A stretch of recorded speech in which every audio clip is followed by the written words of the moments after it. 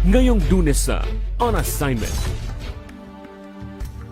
Bisitahin natin ang PRP Sierra Madre ng Philippine Navy at ang kalagayan ng ating mga kasundaluhan sa West Philippine Sea.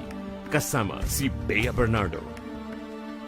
Nagpapadala tayo doon ng mga tropa, nagpapadala tayo ng mga supplies.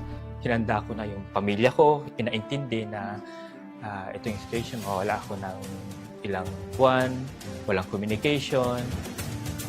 Sa panahon ng makabagong teknolohiya, laganap din ang cybercrime sa bansa. Mga kwento sa likod ng mga panloloko, tinutukan ni Patrick De Jesus.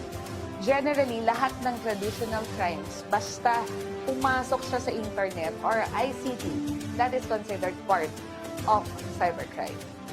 Ngayong Lunes, alas 8 ng gabi, dito sa inyong People's Television.